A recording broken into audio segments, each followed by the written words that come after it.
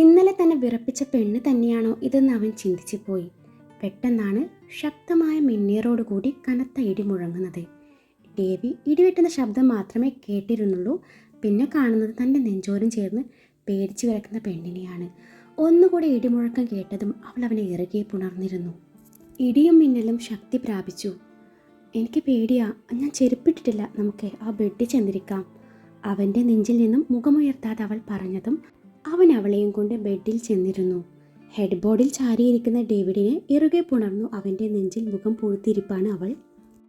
അവൻ അവളുടെ പുറം തലോടിക്കൊണ്ടേയിരുന്നു. വെണ്ണിലാവേ, ജനറേറ്റർ ഓൺ ചെയ്യണ്ടേ? വേണ്ട, എന്നെ ഒറ്റക്കാക്കി പോവാനല്ലേ, എനിക്ക് പേടിയാ. ശരി, ഞാൻ എങ്ങും പോണില്ല. വെണ്ണിലാവ് ഉറങ്ങിക്കോ, നാളെ കോളേജിൽ പോകണ്ടല്ലേ. അവളൊന്ന് മൂളി. ഭയം കാരണം അവൾ മറുത്തൊന്നും പറയാതെ അതുപോലെ തന്നെ അങ്ങനെ കിടന്നു. കുറച്ചു നേരം കഴിഞ്ഞതും അവളുടെ അനക്കമൊന്നും കേൾക്കാഞ്ഞപ്പോൾ അവൾ ഉറങ്ങിയെന്ന് അവന് മനസ്സിലായി. അപ്പോഴേക്കും ഇടിയും മിന്നലൊക്കെയും കുറഞ്ഞിരുന്നു. അപ്പോഴേക്കും കറണ്ടും വന്നു. എന്നിട്ടും അവൻ അവളെ ബെഡിൽ കിടത്താൻ മനസ്സ് വരുന്നേ ഉണ്ടായിരുന്നില്ല. അവളുടെ നിറകയിൽ ചുംബിക്കാൻ അതിയായ ആഗ്രഹം ഉണ്ടായിരുന്നുവെങ്കിലും നേരത്തെ പറഞ്ഞതുപോലെ ആദ്യ ചുംബനം അതവൻ്റെ സ്വപ്നമാണ്. അതാണ് ആഗ്രഹങ്ങൾ അടക്കി പിടിച്ചു നിൽക്കുന്നത്. അവൻ്റെ ചുണ്ടിൻ്റെ കോണിൽ ഒരു പുഞ്ചിരി വിരിഞ്ഞു. അതുപോലെ തന്നെയിരുന്നു അവനും നിദ്രയിലേക്ക് വഴുതി വീണു. കോളേജിൽ പോവാൻ വേണ്ടി ഒരുങ്ങുകയാണ് നില. കണ്ണാടിയുടെ മുന്നിൽ നിന്നുകൊണ്ട് മുടി കെട്ടുകയാണ് അവൾ. ഫ്ലഫി സൈഡ് ബ്രൈഡ് ഹെയർ സ്റ്റൈലാണ് അവൾ ചെയ്യുന്നത്. മുടി 2 പോർഷനായി ഡിവൈഡ് ചെയ്ത് മുന്നിലോട്ട് ഇട്ടിട്ടുണ്ട്. ഇളം മഞ്ഞ നിറത്തിലുള്ള ചുരിദാറായിരുന്നു അവൾ ധരിച്ചിരുന്നത്. ആംഗിൾ പാൻ്റായിരുന്നു മാച്ചിങ് ആയിട്ട് വരുന്നത്. ഫ്ലാറ്റ് ചപ്പൽ ഇട്ടിട്ടുണ്ട്. നേരിയതാണെങ്കിലും അവളുടെ കാലിൽ കിടക്കുന്ന സ്വർണ്ണ പാദസരം അവളുടെ വെളുത്ത കാലിന് അഴകു കൂട്ടുന്നുണ്ടായിരുന്നു. ഡ്രസ്സിൻ്റെ ഷോൾ ബെഡിൽ കിടപ്പുണ്ട്. ഡോറിൻ്റെ ഭാഗത്ത് നിന്നുകൊണ്ട് ഡേവിഡ് അവളുടെ സൗന്ദര്യം ആവോളം ആസ്വദിച്ചു നിന്നു. ഡേവിഡിൻ്റെ കാലുകൾ അവളുടെ അരികിലേക്ക് ചലിച്ചു. ഡേവിഡ് അവിടെ കിടക്കുന്ന അവൻ്റെ ചേർപ്പെടുത്ത് അവളുടെ പിന്നിലായി നിന്നുകൊണ്ട് മുടി ചീകി ഒതുക്കി വെക്കാൻ തുടങ്ങി. മുടി ഒതുക്കി വെക്കുകയാണെങ്കിലും നോട്ടം മുഴുവൻ അവളിലോട്ടാണ്. അവൻ്റെ ആ നോട്ടം കണ്ടിട്ടും നില കണ്ടില്ലെന്ന് നടിച്ചു. അവൻ്റെ കണ്ണുകൾ അവളുടെ പിൻകഴുത്തിലേക്ക് നീണ്ടു. അല്പം ഇറക്കി വെട്ടിയിരിക്കുന്ന പിൻകഴുത്ത് മുടി മുഴുവൻ മുന്നിലോട്ടിട്ടതിനാൽ ആ വെളുത്ത പിൻകഴുത്തിലും സ്വർണ്ണ നിറമുള്ള രോമങ്ങളിലും അവൻ്റെ കണ്ണുകൾ ഉടക്കി. അവൻ തല അല്പം താഴ്ത്തി അവിടേക്ക് ചെറുതായി ഊതിയതും പൊള്ളിപ്പിടഞ്ഞുകൊണ്ട് അവൾ തിരിഞ്ഞതും ദേവി തല ഉയർത്തിയതും ഒരുമിച്ചായിരുന്നു. അവൻ്റെ നെറ്റിയും അവളുടെ താടിയും തമ്മിൽ കൂട്ടിമുട്ടി. രണ്ടുപേരും വേദനയോടെ താടിയും നെറ്റിയും ഒഴിഞ്ഞു അങ്ങോട്ടും ഇങ്ങോട്ടും ഒന്ന് നോക്കി. ഇയാൾ രാവിലെ തന്നെ റൊമാൻസുമായി ഇറങ്ങിയിരിക്കുക എന്നും പറഞ്ഞ് അവൾ ദേഷ്യത്തോടെ ബെഡിൽ കിടക്കുന്ന ഷോളെടുത്ത് ഒരു സൈഡിലായി ഇട്ടുകൊണ്ട് വീണ്ടും കണ്ണാടിക്ക് മുന്നിലോട്ട് തിരിഞ്ഞു നിന്നു. തൻ്റെ പ്രവൃത്തി തുടർന്നു. ഡേവിഡ് പിന്നെയും അവളെ നോക്കി നിന്നു. നീ എന്തിനാ വെണ്ണിലാവേ നിന്റെ അത്രയും ഭംഗി ഉണ്ടായിരുന്ന ആ നീളമുള്ള മുടി വെട്ടി സ്ട്രൈറ്റൺ ചെയ്തത്? അന്നൊക്കെ എന്ത് രസമായിരുന്നെന്നറിയോ? അരയോളം വരുന്ന ഇടതൂർന്ന മുടി കുളിർപ്പിന്നലും കെട്ടി മുല്ലപ്പൂവും ചൂടി ആ കരിമ്പച്ചയും മെറൂണും കലർന്ന ധാവണി ഉടുത്ത് അമ്പലത്തിലേക്ക് പോകുമ്പോഴുള്ള ആ ഭംഗിയൊന്നും ഈ പരിഷ്കാര ലുക്കിനില്ലെന്ന്. ഡേവിഡ് പറഞ്ഞതൊക്കെയും കേട്ടതും നില യാന്ത്രികമായി അവന് നേരെ തിരിഞ്ഞു കണ്ണു മിഴിച്ച് അവനെ നോക്കി. 4-5 വർഷം മുൻപുള്ള തൻ്റെ ലുക്കാണ് ഇയാൾ വർണ്ണിച്ചത്. ഇയാൾക്ക് എങ്ങനെ അതറിയാം എന്നും മനസ്സിൽ പറഞ്ഞുകൊണ്ട് അവൾ വല്ലാത്ത ഭാവത്തിൽ അവനെ ഒന്ന് നോക്കി. അവളുടെ ആ നോട്ടം കണ്ടപ്പോഴാണ് തനിക്ക് പറ്റിയ അബദ്ധത്തെക്കുറിച്ച് ഡേവിഡ് ചിന്തിക്കുന്നത്.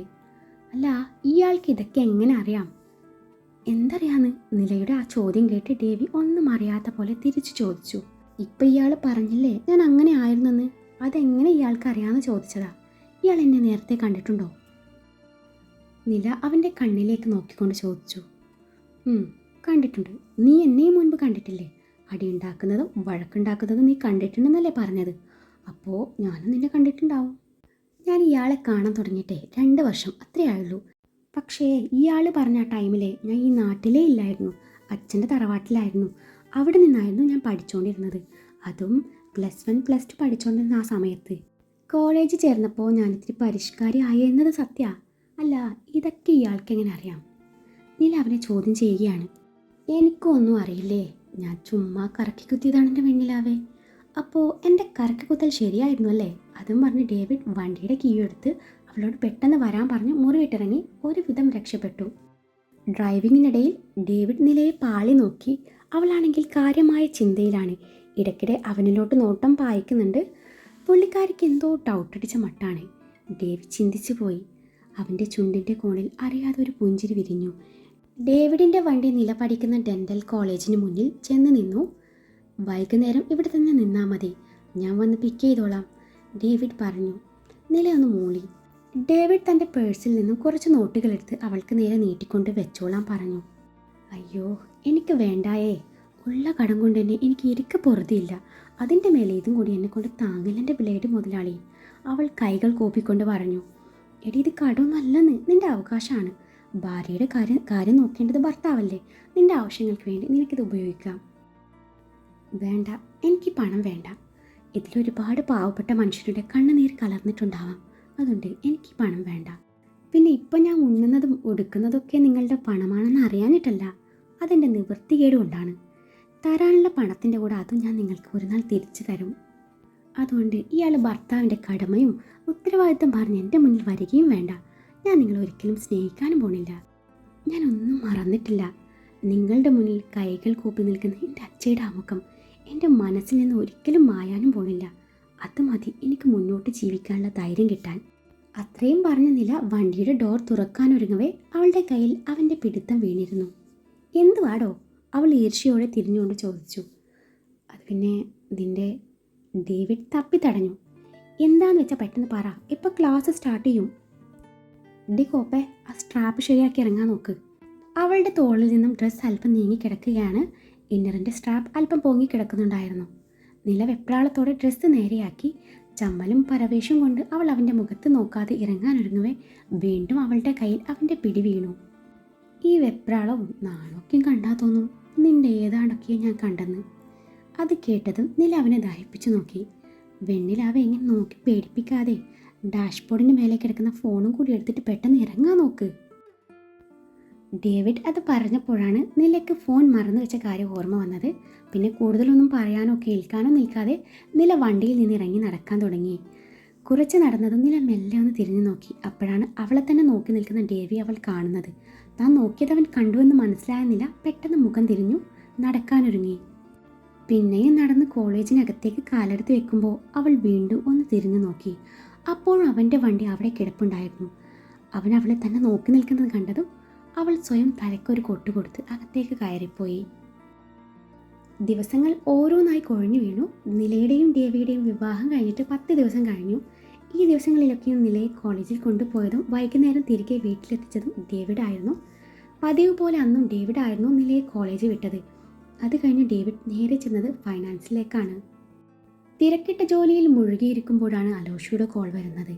പെട്ടെന്ന് കോൾ അവസാനിപ്പിച്ചു ഡേവിഡ് തൻ്റെ വണ്ടിയുടെ കീ എടുത്ത് അവിടെ നിന്ന് ഇറങ്ങി. ഇതേ സമയം കവലയിൽ രത്നാകരൻ പിള്ളയും അയാളുടെ മകൻ രതീഷും നിലയുടെ അച്ഛൻ ഗോപിനാഥിനെ പിടിച്ചു വെച്ച് ഭീഷണിപ്പെടുത്തുകയായിരുന്നു. ഡോ, രൂപ 1 2 അല്ല 10 ലക്ഷം താൻ എണ്ണി വാങ്ങിച്ചത്.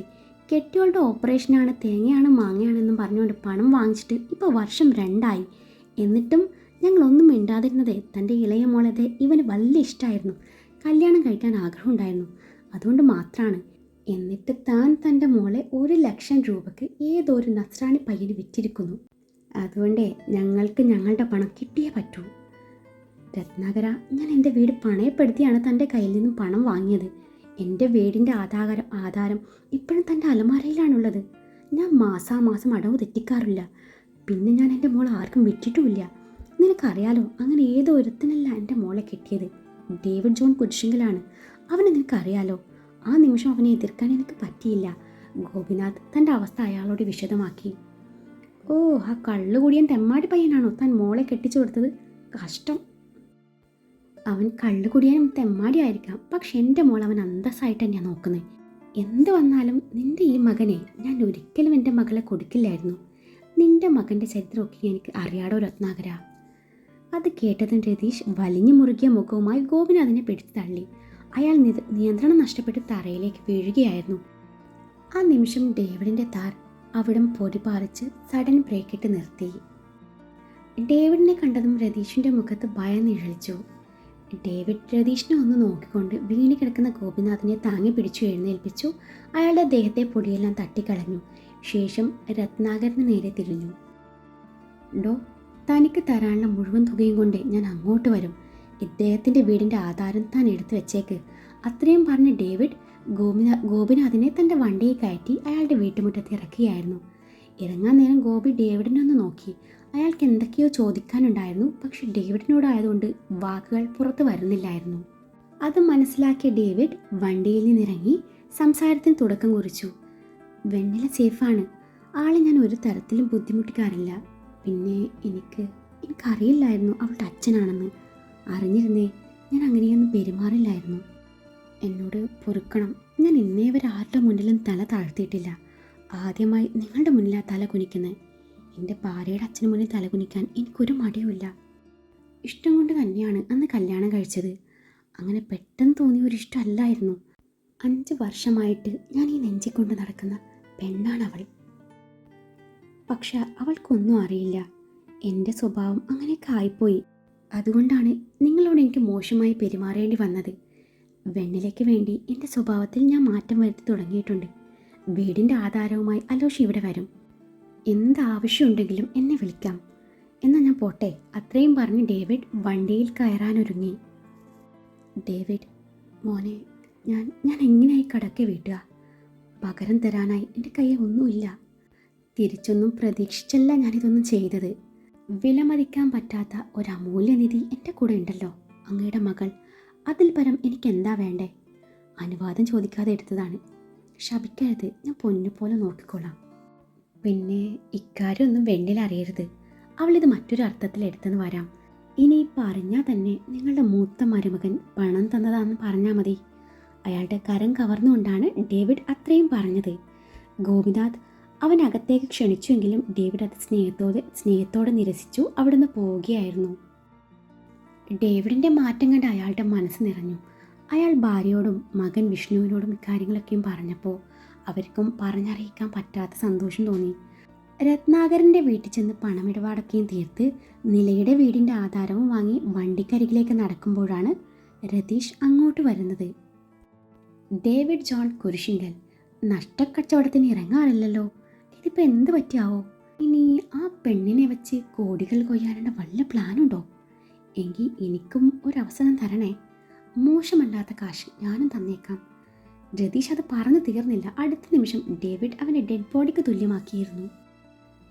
പന്നെ, താലി കെട്ടി കൂടെ പൊറിപ്പിച്ച പെണ്ണിനെ മറ്റുള്ളവർക്ക് മുന്നിൽ കാഴ്ചവെച്ച് കുടുംബം പോറ്റുന്ന നിന്റെ തന്തയുടെ കുടുംബ പാരമ്പര്യമല്ല ഈ ഡേവിഡിനുള്ളത്. വെണ്ണില അവൾ ഡേവിഡിൻ്റെ പെണ്ണാ, ഡേവിഡിൻ്റെ മാത്രം. അവളുടെ മേലെ നിന്റെ ഒരു നോട്ടം പോലും ചെന്നെത്താൻ പാടില്ല. എത്തിയെന്ന് ഞാൻ അറിഞ്ഞ കൊന്തള്ളു ഞാൻ. അതും പറഞ്ഞ് ഡേവിഡ് ദേഷ്യത്തോടെ അവിടെ നിന്ന് പോവുകയാണ്. ഫൈനാൻസിൽ തിരിച്ചെത്തി ആധാരം അലോഷിയുടെ കയ്യിൽ കൊടുത്തുവിട്ട് കോളേജിലെത്തിയപ്പോഴേക്കും സമയം 4:30 കഴിഞ്ഞിരുന്നു. ഇല്ലെങ്കിൽ 4 മണി ആകുമ്പോഴേക്കും കോളേജിൽ എത്താറുണ്ടായിരുന്നു. ഇതിപ്പോൾ അരമണിക്കൂർ വൈകി. നിലയെ അവിടെ മുഴുവൻ അന്വേഷിച്ചുവെങ്കിലും അവൾ അവിടെ എവിടെയും ഇല്ലായിരുന്നു. അവളുടെ ഫോണിലേക്ക് വിളിച്ചപ്പോൾ സ്വിച്ച്ഡ് ഓഫ് എന്നാണ് മറുപടി പറഞ്ഞത്. ഇനിയിപ്പോൾ അവൾ വീട്ടിലേക്ക് പോയി കാണുമോ എന്ന തോന്നലിൽ ഡേവിഡ് വീട്ടിലേക്ക് പോയി. എന്നാൽ അവൾ അവിടെയും എത്തിയിട്ടില്ലായിരുന്നു. ഡേവിഡ് വീണ്ടും അവൾ അന്വേഷിച്ചു അലഞ്ഞു നടന്നു. ഇതേസമയം നില ഒരു ഹവർ നേരത്തെ കോളേജിൽ നിന്ന് ഇറങ്ങിയിരുന്നു. ഫീസ് അടയ്ക്കേണ്ട അവസാന തീയതി നാളെയാണെന്ന് ഓഫീസിൽ നിന്ന് അറിയിച്ചതിനെ തുടർന്ന് നേരത്തെ ഇറങ്ങുകയായിരുന്നു. ഫീസ് അടയ്ക്കാൻ അവളുടെ മുന്നിൽ വേറെ ഒരു വഴിയില്ലാത്തതിനാൽ അവൾ കാലിൽ കിടക്കുന്ന പാദസരം പണയം വെക്കാൻ തീരുമാനിച്ചു. +2 എല്ലാത്തിലും ഫുൾ A+ വാങ്ങിച്ചപ്പോൾ അവളുടെ അച്ഛൻ സമ്മാനിച്ച സ്വർണ്ണ പാദസരം പണയം വെച്ച് പണം വാങ്ങി തിരികെ വന്ന് കോളേജിൻ്റെ അവിടെ ഡേവിഡിനെ കാത്തു നിൽക്കുക എന്ന ഉദ്ദേശത്തോടെയാണ് നില അവിടെ നിന്ന് ഇറങ്ങിയത്. അവൾ പാദസരം അഴിച്ച് കൈ പിടിച്ചു. രണ്ടും കൂടി ഏകദേശം 1.5 പവൻ മാത്രമേ കാണുള്ളൂവെന്ന് അവൾക്കറിയാമായിരുന്നു. അവൾക്ക് 50,000 രൂപയായിരുന്നു വേണ്ടിയിരുന്നത്. ഡേവിഡിനോട് ചോദിക്കാൻ അവളുടെ അഭിമാനം അനുവദിക്കുന്നില്ലായിരുന്നു. എന്നാൽ അവൾ പ്രതീക്ഷിച്ചതുപോലെ ആയിരുന്നില്ല നടന്നത്. ടൗണിലെത്തിയ നില ഒരു കടയിലേക്ക് കയറാൻ ചെന്നപ്പോഴാണ് ഒരു പിൻവിളി കേൾക്കുന്നത്. അവളുടെ ചേച്ചിയും ഭർത്താവും ആയിരുന്നത്. അവരോട് എന്തൊക്കെയോ കള്ളം പറഞ്ഞ് രക്ഷപ്പെടാൻ നോക്കിയ നിലയും കൊണ്ട് അവരൊരു റെസ്റ്റോറൻറ്റിൽ ചെന്ന് ഭക്ഷണവും കഴിപ്പിച്ചു.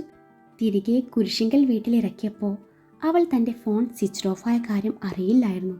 ചേച്ചിയും ചേട്ടനെയും അകത്തേക്ക് ക്ഷണിച്ചുവെങ്കിലും ഇനിയൊരിക്കലാവാം എന്നും പറഞ്ഞ് അവർ പോയി. രതീഷിൻ്റെ വാക്കുകളിൽ സർവ്വനിയന്ത്രണവും നഷ്ടപ്പെട്ട് നിൽക്കുകയായിരുന്ന ഡേവിഡ് നിലയെ കാണാതായത് മുതൽ ഒരു ഭ്രാന്തനെ പോലെ അലയുകയായിരുന്നു.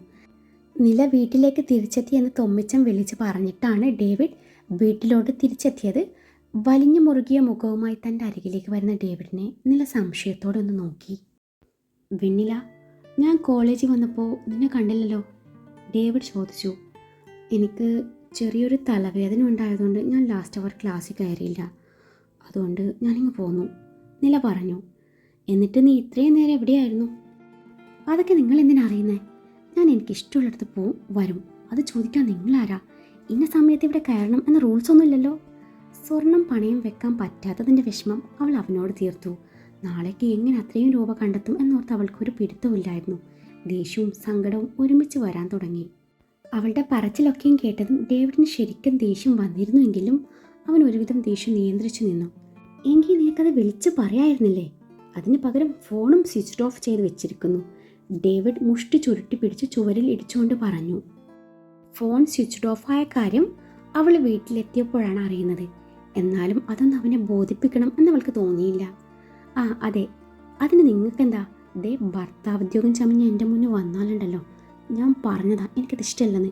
ഇവിടെ വന്നപ്പോൾ തൊട്ട് എൻ്റെ ഉള്ള സമാധാനവും പോയി കിട്ടി. ഇല്ലെങ്കിലേ മനുഷ്യന് വയ്യ, ഒന്ന് പോയി തരുമോ ഇവിടുന്ന്? അവൾ ദേഷ്യം മുഴുവനും അവനോട് തീർക്കുകയായിരുന്നു. അത് കേട്ടതും കൂടുതലൊന്നും ചോദിക്കാൻ നിൽക്കാതെ ഡേവിഡ് അവിടെ നിന്ന് പോവുകയായിരുന്നു. കുറച്ച് കഴിഞ്ഞപ്പോഴാണ് ഡാനി ഡേവിഡിനെ വിളിക്കുന്നത്. ടൗണിലെ സ്വർണം പണയം വെക്കുന്ന ഒരു ഷോപ്പിൽ നില കയറാൻ പോകുന്നത് കണ്ടെന്നും ആ സമയത്ത് അവളുടെ ചേച്ചിയും ഭർത്താവും വന്ന് അവളെ കൂട്ടിക്കൊണ്ട് പോവുകയായിരുന്നെന്നും പറഞ്ഞ് ഡാനി പെട്ടെന്ന് കോൾ അവസാനിപ്പിച്ചു.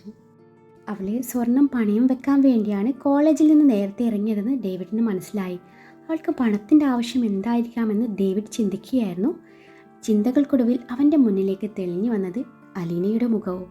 രണ്ടുപേരും ഇപ്പം നല്ല കമ്പനിയാണെന്ന് അവൻ അറിയായിരുന്നു. പുറമേ ദേഷ്യം കാട്ടുന്നുണ്ടെങ്കിലും അവളെ അവന് വലിയ ഇഷ്ടമായിരുന്നു. കാര്യമറിയാൻ വേണ്ടി ഡേവിഡ് അലീനയുടെ നമ്പറിലേക്ക് കോൾ ചെയ്തു. പ്രതീക്ഷിക്കാതെ ഡേവിഡിൻ്റെ നമ്പറിൽ നിന്നും തൻ്റെ ഫോണിലേക്ക് കോൾ വന്നതും അലീന പരിചയമില്ലാത്ത പോലെ കോൾ അറ്റൻഡ് ചെയ്യുകയായിരുന്നു. ഹലോ, ആരാ? അലീന അറിയാത്ത പോലെ ചോദിച്ചു. ഞാനാ. ഞാനോ? ഞാനെന്ന് വെച്ചാ നിന്റെ തന്ത. ഡി, ഇങ്ങോട്ട് വിളിച്ചെൻ്റെ തന്തക്ക് വിളിക്കുന്നു. താൻ ആരാടാ? ഡി കുരിപ്പ ഒറ്റ വീക്ക് വെച്ച് തരും. പിന്നെ താനിങ്ങ് വാ, തൻ്റെ മോന്തയുടെ ഷേപ്പ് ഞാൻ മാറ്റും. ഞാൻ ആരാണെന്ന് തനിക്കറിയോ? ഡേവിഡ് ജോൺ കുരിശിങ്കലിൻ്റെ ഒരേ ഒരു പെങ്ങളാണ്. ആണോ? എനിക്കറിയില്ലായിരുന്നു പെങ്ങളെ.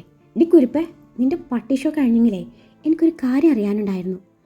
അത് ശരി, അപ്പോൾ ഒരാവശ്യം വരുമ്പോൾ ഇങ്ങോട്ട് വിളിക്കാനൊക്കെ ഡേവിഡ് ജോൺ കുരിശിങ്കലിനെ അറിയാം.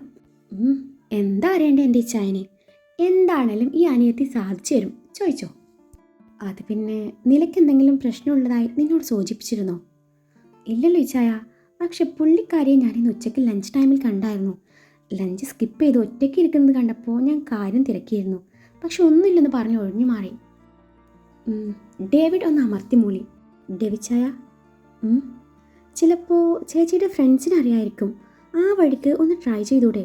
ചേച്ചിയുടെ ഫ്രണ്ട് സ്വാതിയുടെ അനിയത്തിയെ എൻ്റെ ക്ലാസ്സിലാണ്. ഞാൻ വേണേൽ വിളിച്ച് കാര്യം തിരക്കിയേക്കാം, പക്ഷേ കുറച്ച് കണ്ടീഷൻസ് ഒക്കെ ഉണ്ട്. അത് സ്വീകരിക്കാൻ തയ്യാറാണോ? പറ. ഇനി കാണുമ്പോൾ എന്നെ കടിച്ചു കീറാൻ വരരുത്.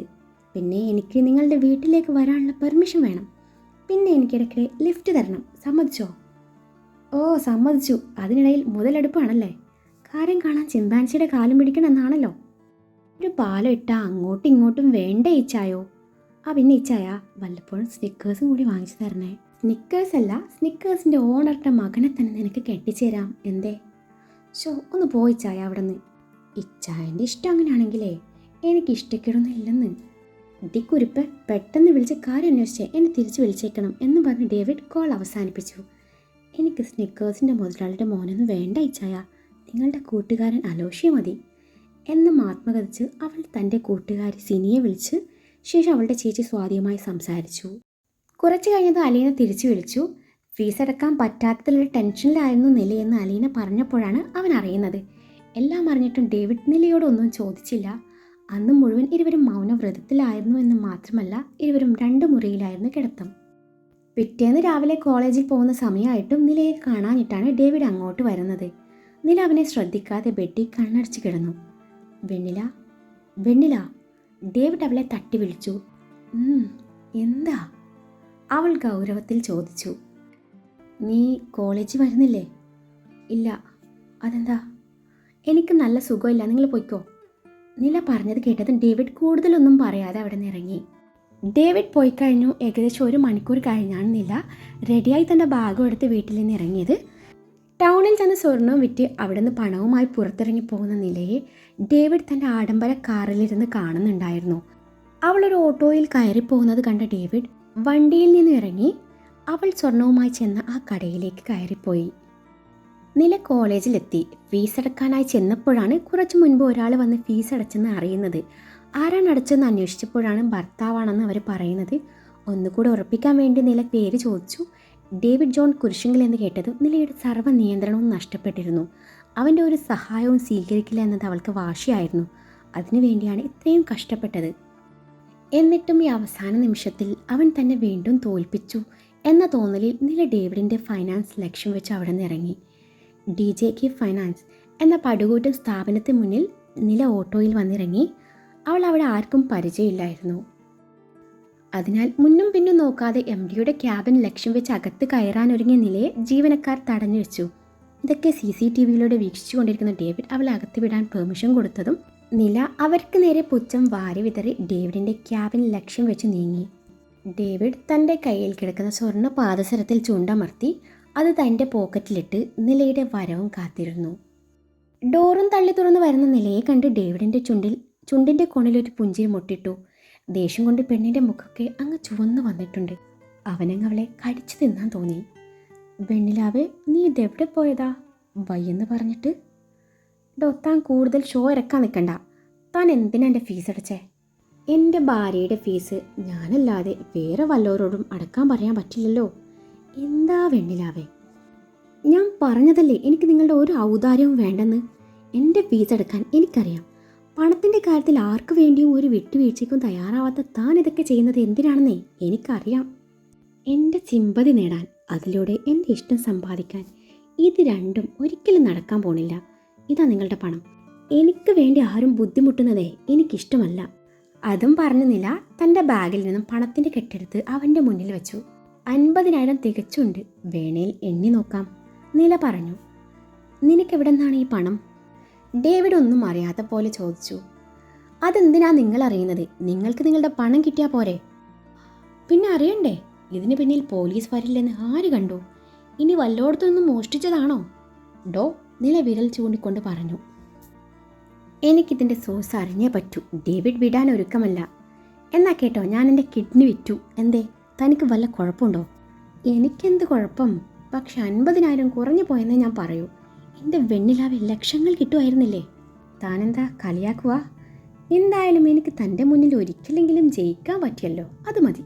നില അവന് മുന്നിൽ തല ഉയർത്തി പിടിച്ചു നിന്നുകൊണ്ട് പറഞ്ഞു. അപ്പം ബാക്കി പണം എപ്പോൾ തരും? അതും കൂടി തന്നിട്ട് ജയിക്കുന്നതല്ലേ ഒന്നുകൂടി നല്ലത്. ഡേവിഡ് അവൾ കൊടുത്ത പണം കയ്യിൽ പിടിച്ചുകൊണ്ട് പറഞ്ഞു. കാര്യം മനസ്സിലാവാതെ അവൾ നെറ്റിച്ചൊടിച്ചു. നിന്റെ അച്ഛൻ വാങ്ങിയ പണത്തിൻ്റെ കാര്യമാണ് ഞാൻ പറഞ്ഞത്. ഇത്രയൊക്കെ ഷൂ ആവാമെങ്കിൽ അതും കൂടി തരായിരുന്നു. ഡേവിയുടെ ആ വാക്കുകൾ കേട്ട് അവൾക്ക് മുഖത്തടിയേറ്റ പോലെ തോന്നി. അവൾ തോൽക്കാൻ ഒരുക്കമല്ലായിരുന്നു. 2 മണിക്കൂറിനുള്ളിൽ 1,00,000 രൂപയുമായി താൻ വന്നിരിക്കുമെന്നും പറഞ്ഞ് ഡേവിഡിനെ വെല്ലുവിളിച്ചിട്ടാണ് നില അവിടെ നിന്ന് ഇറങ്ങിയത്. നില അവിടെ നിന്ന് പോയതും ഡേവിഡ് നിലയുടെ കൂട്ടുകാരി സ്വാതിയുടെ നമ്പറിലേക്ക് കോൾ ചെയ്യുകയായിരുന്നു. തൊട്ടടുത്ത നിമിഷം സ്വാതിയുടെ നമ്പറിലേക്ക് അവൻ ഒരു എമൗണ്ട് ട്രാൻസ്ഫർ ചെയ്യുകയായിരുന്നു. വാശിപ്പുറത്ത് അവനെ വെല്ലുവിളിച്ചതാണ്. സ്വർണം വിറ്റപ്പോൾ ആകെ കിട്ടിയത് 80,000 രൂപയാണ്. അതിൽ 50,000 അവന് കൊടുത്തു. ഇനി 30,000 ബാക്കി കയ്യിലുണ്ട്. ഇനിയിപ്പോൾ 80,000 താൻ എവിടെ നിന്ന് ഒപ്പിക്കും?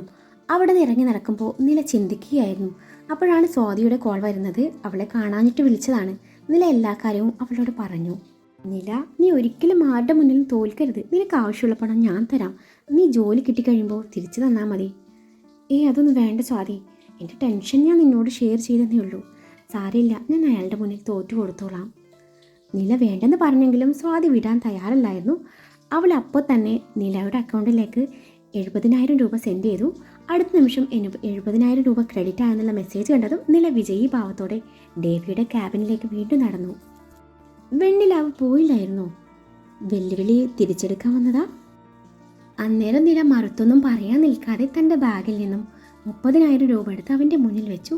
ശേഷം അവിടെ ഉണ്ടായിരുന്ന QR കോഡ് സ്കാൻ ചെയ്ത് അവൻ്റെ അക്കൗണ്ടിലേക്ക് 70,000 രൂപ കൂടി പേ ചെയ്ത് അവന് നേരെ പുച്ഛം വാരി വിതറി ഒന്നും മിണ്ടാതെ നടക്കാനൊരുങ്ങി. ഇനിയിപ്പോൾ എനിക്ക് ജോലി വേണമെന്നും പറഞ്ഞ് എന്നെ ബുദ്ധിമുട്ടിക്കില്ലല്ലോ അല്ലേ? അവളുടെ മുഖത്തെ വിജയീഭാവം കൺകുളിർക്കെ കണ്ടുകൊണ്ട് ഡേവിഡ് പറഞ്ഞു. പണമൊക്കെയും സെറ്റിൽ ചെയ്ത സ്ഥിതിക്ക് നമുക്കങ്ങ് ഹാപ്പിയായി ജീവിച്ചൂടെ? അല്ല, ഇനിയെന്താ നെക്സ്റ്റ് പ്ലാൻ? ഡേവിഡ് തൻ്റെ റിവോൾവിംഗ് ചെയറിൽ കറങ്ങിക്കൊണ്ട് ചോദിച്ചു. ഡിവോഴ്സ്. അത്രമാത്രം പറഞ്ഞുകൊണ്ട് നില അവന് നേരെ പുച്ഛത്തോടൊരു നോട്ടം സമ്മാനിച്ചു. അവിടുന്ന് നടന്നു നീങ്ങി. അവൾ അവസാനം പറഞ്ഞ വാക്കുകൾ അവൻ്റെ ഹൃദയം കീറി മുറിക്കാൻ പാകത്തിലുള്ളതായിരുന്നു. അവൻ കണ്ണുകൾ ഇറുകെ അടച്ചു തൻ്റെ റിവോൾവിംഗ് ചെയറിൽ ചാരിയിരുന്നു. അവിടെ നിന്ന് നില നേരെ ചെന്നത് വീട്ടിലേക്കായിരുന്നു. ഇതുവരെ ഡേവിയുടെ കൂടെ ആയിരുന്നു പോക്ക് വരവ്. ഇതിപ്പോൾ ജംഗ്ഷൻ വരെ ബസ്സിൽ വന്ന് പിന്നീട് നടക്കുകയായിരുന്നു. അങ്ങനെ തുള്ളിച്ചാടിക്കൊണ്ട് നടന്നു വരുമ്പോഴാണ് മുന്നിൽ നിർത്തിയിരിക്കുന്ന കാർ നില ശ്രദ്ധിക്കുന്നത്. അതിൽ നിന്നും ഇറങ്ങി വരുന്ന ലീനയെയും ജേക്കബിനെയും കണ്ടത് നിലയ്ക്ക് ആളെ മനസ്സിലായില്ല എങ്കിലും അവരെ നോക്കി ഫോർമാലിറ്റിയുടെ ചിരി അങ്ങ് പാസാക്കി നടത്തം തുടർന്നു. മോളെ, ആ വിളി കേട്ട് നില തിരിഞ്ഞു നോക്കി. ഞാൻ ഡേവിയുടെ മമ്മിയാ. അത് കേട്ടതും നില ഞെട്ടലോടെ ഇരുവരെയും മാറി മാറി നോക്കി. ഇത് അലീനയുടെ പപ്പയാണോ? ജേക്കബിനെ ചൂണ്ടിക്കൊണ്ട് നില ചോദിച്ചു. അലീനയുടെ മാത്രമല്ല, ഡേവിക്കും ഞാൻ പപ്പ തന്നെയായിരിക്കും. ഇപ്പം മോൾക്കും. മോളോട് ഞങ്ങൾ കുറച്ച് കാര്യങ്ങൾ സംസാരിക്കാനുണ്ടായിരുന്നു. മോൾക്ക് വിരോധമില്ലെങ്കിൽ ഞങ്ങളുടെ കൂടെ കുറച്ചു നേരം ചിലവഴിക്കാമോ? അയാളുടെ ആവശ്യം കേട്ട് മറുത്തൊന്നും പറയാനാവാതെ നില അവരുടെ കൂടെ പോയി.